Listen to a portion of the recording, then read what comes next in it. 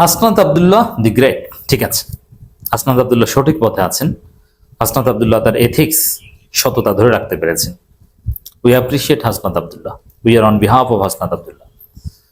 এবং জামাত শিবির জনগোষ্ঠী, জামাত শিবির মেকানিজম, জামাত শিবির পাওয়ার, Jamaat Shibir social capital, তারা হাসনাত আব্দুল্লাহকে এমপি বানিয়েছে। জামাত শিবিরের ভোট ছাড়া হাসনাত আব্দুল্লাহ জামানত রক্ষা করতে পারতেন না, ইটস ট্রু, যদি জামাত তাকে ছাড় না দিত।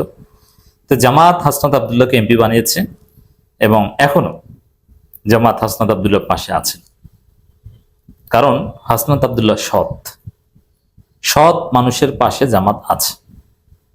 তো দর্শক, হাসনাত আব্দুল্লাহ ঠিক আছে, যার ফলে হাসনাতের পাশে আছে। কিন্তু আসিফ মাহমুদ ফেসে গেছে। আসিফ মাহমুদের পাশে জামাত আগেও ছিল না, কারণ তিনি মন্ত্রী থাকা অবস্থায়, উপদেষ্টা থাকা অবস্থায় যে দুর্নীতি করেছেন, এই দুর্নীতিকে জামাত প্রশ্রয় দিতে পারে না, যার ফলে আসিফ মাহমুদকেও চাইলে জামাত এমপি বানিয়ে আনতে পারত, কিন্তু তাকে এমপি বানায়নি।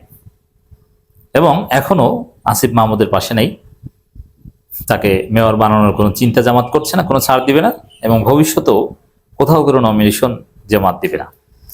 এককভাবে এনসিপির পক্ষ থেকে দাঁড়ালে ওই 2,000-5,000 ভোট পাবেন, দাঁড়াতে পারেন, বাট জামাতের ভোটে আপনি জনপ্রতিনিধি হবেন, যেটা হাসনাতরা হয়েছে, এটা আসিফ মাহমুদের কপালে জুটবে না। কেননা আসিফ মাহমুদ দুর্নীতি করেছেন, অব্যবস্থাপনা করেছেন, স্বজনপ্রীতি করেছেন, কোরআনবাজি করেছেন, বৈষম্য করেছেন। সচিবালয়ে একটু তার সাথে যাদের ইখতিলাফ ছিল তাদেরকে ঢুকতে দেন নাই, এবং পুরো বাংলাদেশি ক্রীড়া কমিটি থেকে শুরু করে বিভিন্ন জায়গায় সব একদম নিজের লোক, নিজের বলয়ের লোকজনকে ঢোকানো হয়েছে। নিজের বলয়ের বাইরে কোনো কাজ আসিফ মাহমুদ করেননি, করতে দেওয়া হয়নি। তো দর্শক, এই জায়গায় জামাত শিবির হাসনাতের পাশে আছে, কিন্তু আসিফ মাহমুদের পাশে নেই। আপনারা জানেন যে 25 কোটি টাকার একটা হিসাব নিয়ে তুমুল বিতর্ক হয়েছিল, অনেক সমালোচনা হয়েছিল।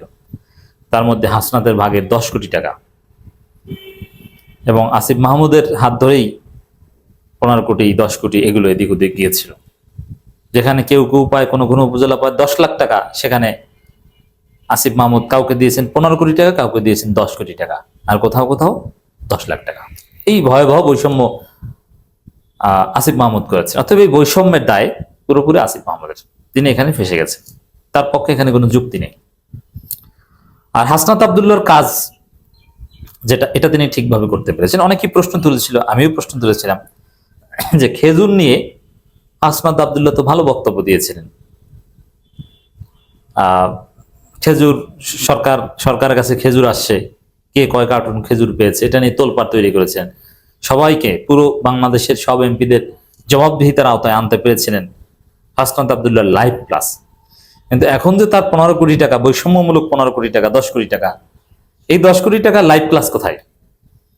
হাসনাত আব্দুল্লাহর যারা জাত সমালোচক, আওয়ামী লীগ এবং বিএনপি, এরাও প্রশ্ন তুলেছিল যে এখন লাইভ ক্লাস কোথায়? খেজুর নিয়ে লাইভ ক্লাস করেন, কিন্তু 10 কোটি টাকা নিয়ে লাইভ ক্লাস নাই কেন? হ্যাঁ, হাসনাত আব্দুল্লাহ ঠিকই লাইভ ক্লাস করে দেখিয়েছে। লাইভ ক্লাস করে জবাবদিহিতার ক্লাস নিয়ে তিনি পুরো জাতিকে ক্লারিফাই করেছেন তার 10 কোটি টাকা কোথায়। এর মানে হাসনাত ঠিক আছে, এবং তিনি সততার পরীক্ষায় আবার উত্তীর্ণ হলেন। এই 10 কোটি টাকা তাকে দেওয়া, এটা আসিফ মাহমুদের বৈষম্য, বাট হাসনাত এটাকে প্রপারলি ইউটিলাইজ করেছেন, 1 পয়সাও তিনি মেরে খান নাই, এবং তিনি জবাব দিতে পেরেছেন। আমি তো দেখতে পাচ্ছি একমাত্র এমপি এখন হাসনাত আব্দুল্লাহ, যিনি জবাব দিতে পেরেছেন।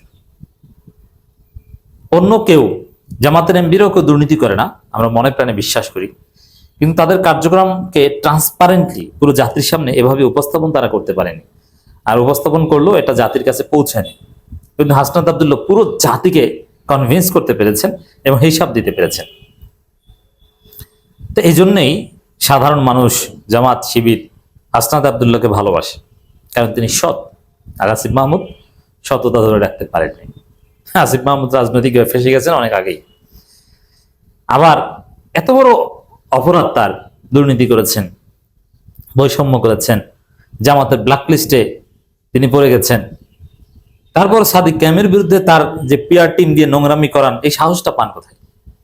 জামাতের সাথে আলাপ আলোচনার ভিত্তিতে যদি ঢাকা দক্ষিণ কিংবা কুমিল্লা সিটি কর্পোরেশনের মেয়র পদে নমিনেশন নিতে পারেন, সে চেষ্টা করবেন। কিন্তু সাদিক কায়েমের বিরুদ্ধে নোংরামি করেছে, ছাত্র দলের সাথে মিলে সাদিক কায়েমের বিরুদ্ধে অপপ্রচার চালিয়েছে, যদি এটা বন্ধ হয়ে গেছে, তো এই নোংরামির ফল আসিফ মাহমুদকে পেতে হবে। আমরা জানি আসিফ মাহমুদের পিআর টিমে কারা, তারা কখন কোন ইন্টেনশনে সাদিক কায়েমের বিরুদ্ধে কলম ধরেছে, সাদিক কায়েমকে ডিমোরালাইজ করার চেষ্টা করেছে, মানসিকভাবে সাদিক কায়েমকে দুর্বল করে দেওয়ার চেষ্টা করেছে।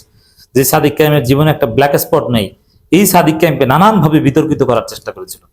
সাদিক কায়েম তো একটা দুধের ধোয়া ছেলে, এই দুধের ধোয়া তুলসী পাতা বলে, কিন্তু আসলে যদি কাউকে দেখতে চান দুধের ধোয়া তুলসী পাতা, তাহলে এই সাদিক কায়েম দুধের ধোয়া তুলসী পাতা, মানে যার কোনো দোষ নাই।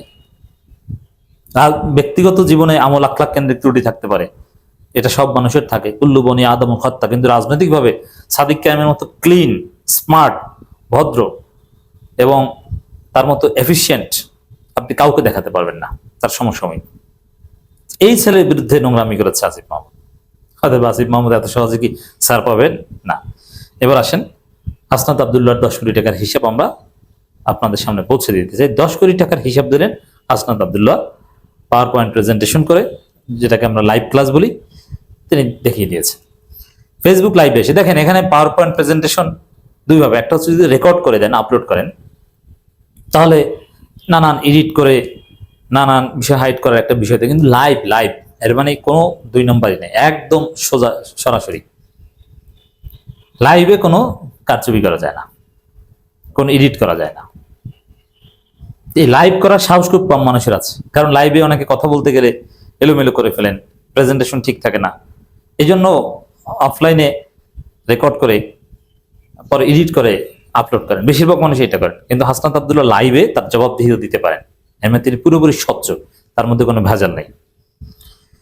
ফেসবুক লাইভে এসে কুমিল্লা জেলা পরিষদের প্রশাসকের বক্তব্যের জবাব দিয়েছেন জাতীয় নাগরিক পার্টির নেতা হাসনাত আব্দুল্লাহ। দীর্ঘ 43 মিনিটের ভিডিওতে হাতে কলমে 10 কোটি টাকার হিসাব দিয়েছেন হাসনাত আব্দুল্লাহ। স্যালিউট হাসনাত আব্দুল্লাহ। 31 মের কথা, দিবাগত রাতে নিজের ভেরিফাইড ফেসবুক পেজে লাইভে আসেন এনসিপির নেতা, কুমিল্লা 4 আসনের দেবিদারের সংসদ সদস্য। লাইভে এসে বলেন, রাজস্ব বরাদ্দ এডিপি বরাদ্দের পার্থক্য না বুঝে একজন দায়িত্বশীল ব্যক্তি রাজনৈতিক উদ্দেশ্য প্রণীতভাবে বক্তব্য দিয়েছেন। এসব অর্থ প্রকল্পে ব্যয় করা হয়েছে, ব্যক্তি হিসেবে তাদের কোনো সম্পর্ক নেই। হাসনাত বলেন, এটি স্থানীয় সরকার বিভাগ থেকে দেওয়া বিশেষ বরাদ্দ, যেটা জেলা পরিষদের মাধ্যমে বাস্তবায়িত হয়েছে। প্রশাসক রাজস্ব খাত আর বিশেষ বরাদ্দ খাত সম্পর্কে জ্ঞান থাকলে এই কথা বলতেন না। আর উনি এমনভাবে বলছেন মনে হচ্ছে টাকা আমরা নিজেরা পকেটে নিয়ে গেছি, অথচ দেবিদারে বিভিন্ন কাজে বরাদ্দ দেওয়া হয়েছে। এটা লুকানোর কিছু নাই, ওয়েবসাইটে সব আছে, এটি চাইলে যে কেউ দেখতে পারেন। আমি আগেও যেসব বাজেট এসেছে সেগুলোর হিসাব লাইভে এসে দিয়েছি। হাসনাত আলমান 10 কোটি টাকা কথা বলা হচ্ছে, আমি যখন নির্বাচিত হইনি, অর্থাৎ 2024-25 সালে এডিপি সাধারণ, এডিপি বিশেষ এবং রাজস্ব নিজস্ব সব মিলে 8 কোটি 42 লাখ টাকার প্রজেক্ট দেবিদারে দেওয়া হয়েছে। 148টি খাতে এসব প্রজেক্ট দেওয়া হয়েছে। একটা প্রজেক্টও পূর্ণাঙ্গ কমপ্লিট হয়নি, এগুলো আপনারা অনলাইনে গেলেই দেখতে পারবেন। মানে একদম সব হিসাব দেওয়া হয়েছে, কিভাবে কি করা হয়েছে। ধন্যবাদ হাসনাত আব্দুল্লাহ।